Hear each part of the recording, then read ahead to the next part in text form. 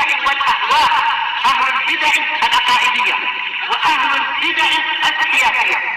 نقول بيننا وبينكم السلف، بيننا وبينكم الكتب، كان فيقول البدع بيننا وبينكم. Bismillahirrahmanirrahim.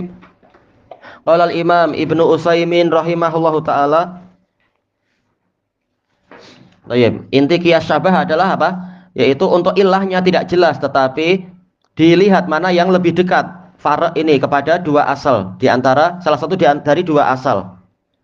Yang contoh yang terakhir kita dapatkan kemarin masalah untuk mengetahui apakah hamba sahaya itu punya hak kepemilikan harta ataukah tidak. Dilihat dari apakah dia sama dengan hewan ataukah dia samanya dengan manusia. Dalam keadaan kita tidak tahu ilahnya. Apa ilah Allah Ta'ala menjadikan manusia punya hak memiliki sesuatu dan hewan tidak punya hak memiliki sesuatu? Kita tak tahu ilah.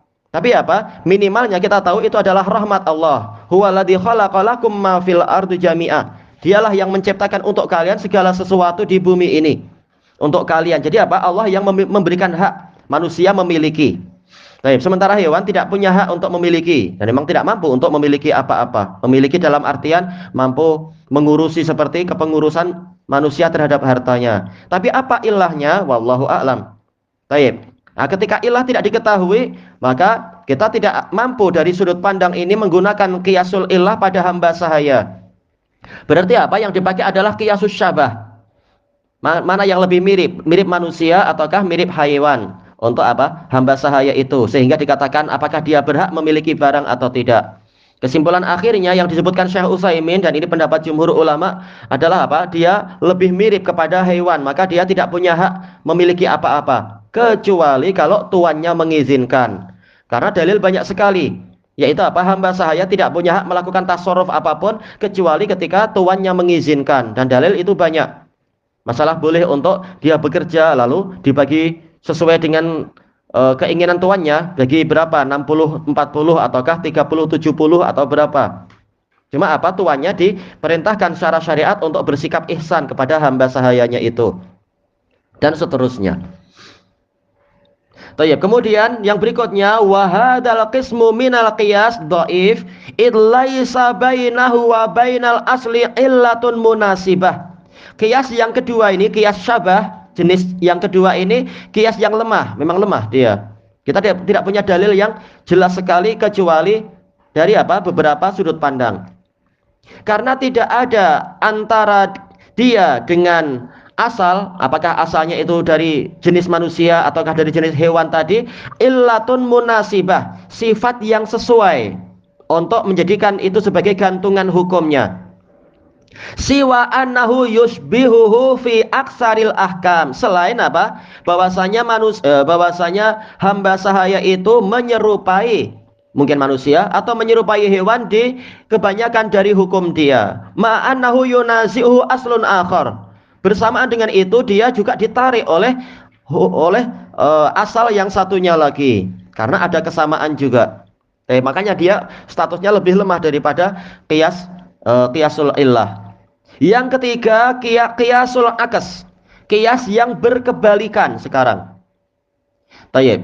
Wa minal qiyas ma yusamma bi qiyasil akas. Di antara qiyas ada yang dikatakan sebagai qiyas berkebalikan. Wa hiya isbatu naqidi hukmil asl lil far', yaitu menetapkan kebalikan dari hukum barang yang telah diketahui hukumnya untuk diletakkan kepada barang yang sedang dicari tahu hukumnya. Kalau yang asal ini haram, maka apa yang far' itu halal.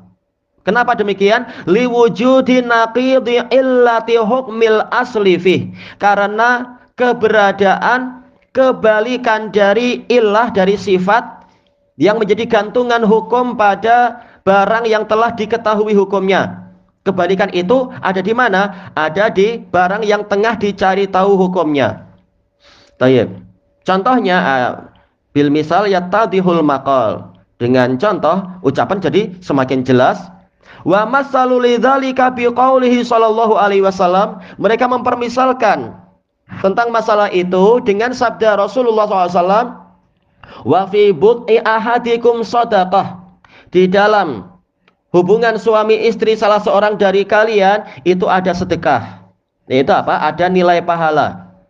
Maka para sahabat mereka bertanya, tayyib, masyru'iyatu al-istifsar indal iskal, disyariatkan minta kejelasan ketika ada kerumitan. Ya Rasulullah, ayati ahaduna syahwatahu wa yakunu lahu fiha ajr.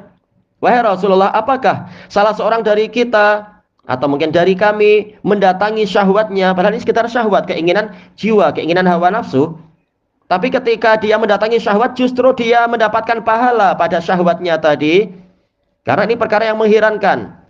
Baik, Rasulullah kemudian menjawab, seandainya beliau bilang iya, selesai. Tapi apa? Rasulullah ingin lebih memperjelas lagi dengan apa? Pola qiyas, tapi qiyas akas. Ara'aita law wada'aha fi haram akana alaihi wizr. Ara'aitum, maka bagaimana pandangan kalian seandainya orang ini meletakkan syahwatnya pada yang haram, bukankah dia terkena dosa? Fakadzalika idza wada'aha fil halal kana lahu ajr. Maka demikian pula jika dia meletakkan syahwatnya itu pada yang halal, maka dia memperolehi pahala. Baik, sekarang kita lihat mana asalnya. Mana barang yang telah diketahui hukumnya, yaitu apa? Perzinaan. Perzinaan diketahui hukumnya, apa ilahnya, apa alasan dia itu dosa? Hukumnya adalah dosa. Taib, apa ilahnya? Karena dia meletakkan syahwat pada yang haram. Taib, sekarang faraknya apa? Yaitu mendatangi istri. Apa hukumnya? Kata Rasulullah, ternyata apa? Hukumnya itu bukan sekedar halal, bahkan mendapatkan pahala. Kenapa mendapatkan pahala? Karena di dalamnya ada kebalikan dari ilah yang ada pada perzinaan. Apa itu? Meletakkan pada yang halal. Nah, ini yang dikatakan apa? Kebalikan dari ilah.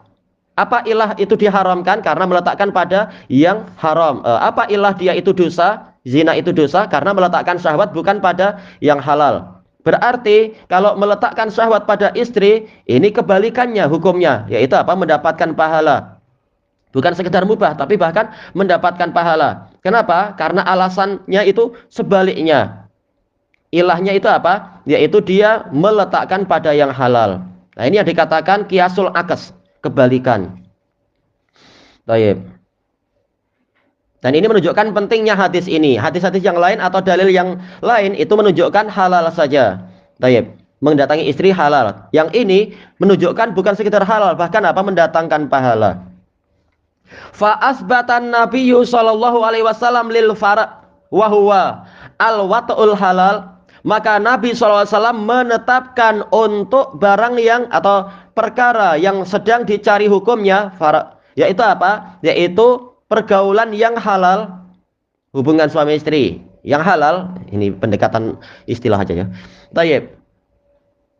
Naqidah hukmil asal, yang Rasulullah tetapkan, maf'ul bihnya apa? Yaitu naqid, kebalikan dari hukum asal, peristiwa atau kejadian yang sudah diketahui hukumnya. Wahuwa al-wat'ul haram, yaitu apa? Perzinaan. Hukumnya jelas, yaitu apa? Berdosa. Taib. Rasulullah menetapkan bahwasanya hubungan suami istri itu halal.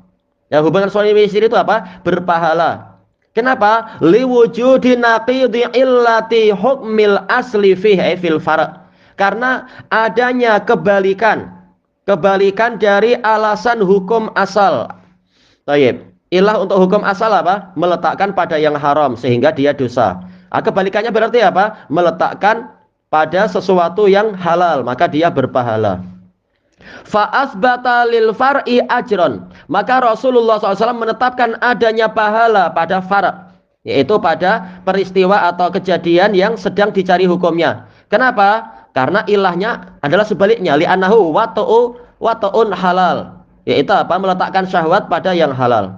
Kama anna fil asli wizron, sebagaimana Nabi menetapkan adanya dosa pada perkara yang telah diketahui hukumnya, yaitu apa? Perzinaan.